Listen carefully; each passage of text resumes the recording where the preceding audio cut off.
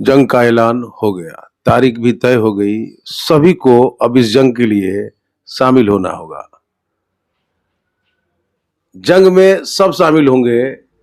कोई मतदाता के रूप में रहेगा, कोई उम्मीदवार के रूप में रहेगा, लेकिन शामिल सबको होना है। जी हाँ, 25 मई को सीवान और महाराजगंज में चुनाव होंगे।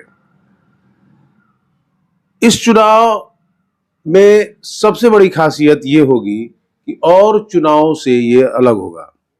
आपको बताते चले कि पिछले 3 चुनाव में हार का सामना कर चुकी राष्ट्रीय जनता दल की नेत्री हिना साहब इस बार राष्ट्रीय जनता दल के साथ नहीं है।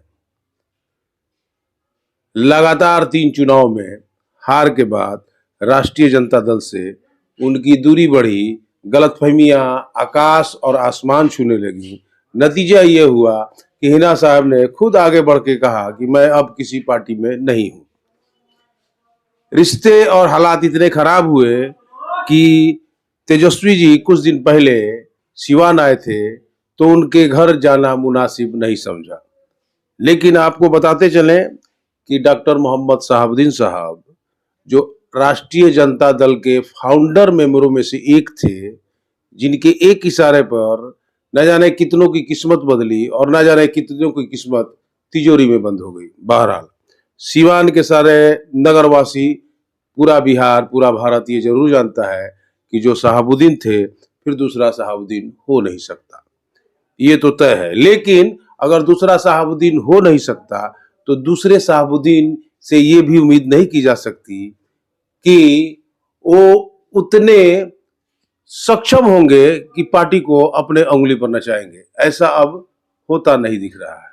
चलिए हम प्रत्याशियों की बात करते हैं। अब आते हैं चुनाव में अपनी जीत को बिल्कुल आगे और सपने देखने वाले पूर्व लोकसभा के एमपी ओम प्रकाश यादव जी, जिन्होंने अभी कुछ दिन पहले जब भाजपा और नीतीश कुमार की पार्टी में अनबन थी, सरकार में शामिल राष्ट्रीय जनता दल और जदयू थी, उनका बयान था कि हमने कुर्बानी दिया है और हम शहीद हुए हैं, लेकिन इस बार मैं चूकने वाला नहीं हूं।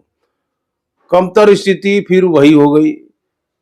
राष्ट्रीय जनता दल सत्ता से बाहर है, जदयू और बीजेपी की सरकार फिर उसी दिन की तरह साथ साथ है।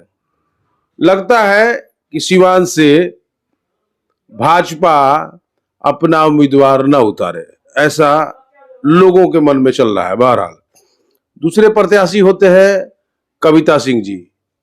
कविता सिंह पिछले चुनाव में हिना साहब को हरा के, जब दोनों पार्टियां एक थी, जदयू और भाजपा का कैडर वोट और जदयू का उनका कैडर वोट मिलके एक बड़ी जीत उन्होंने तय की थी। लेकिन उनके साथ सबसे बड़ी विडंबना ये है कि मतदाताओं में उनको लेके उदासी है। लोगों का कहना है कि पिछले 5 सालों में वो अपने क्षेत्र से दूर रही, ये जनता का कहना है। बहरहाल टिकट के लिए दावेदारी उनकी भी मजबूत है।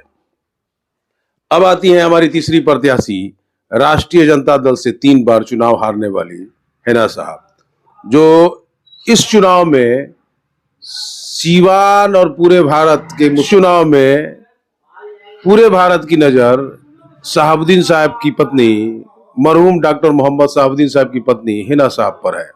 वजह भी कोई मामूली नहीं है। इस बार उन्होंने राष्ट्रीय जनता दल को बाय बाय कह दिया है। अब बाय बाय कहने की बात तो हम बता चुके हैं। नाराजगी इतनी बढ़ी कि हिना साहब ने खुद अपना बयान दिया कि मैं अब राष्ट्रीय जनता दल में नहीं हूं। पिछले दिनों उनका एक और बयान आया जिसमें उन्होंने कहा कि मैं निर्दल लड़ूंगी। अब यहाँ स्थिति ये बनती है कि अगर हिना साहब निर्दल लड़ती है तो कैडर वोट, जो एमओआई समीकरण है, वो वोट जो राष्ट्रीय जनता दल के द्वारा और राष्ट्रीय जनता दल के समर्थकों का जो हिना साहब को थोक के भाव में मिलता था, वो वोट तो बिदक जाएगा। अब मुस्लिम वोट के सहारे इनकी नैया कैसे पार लगेगी, ये अपने आप में बड़ा सवाल है।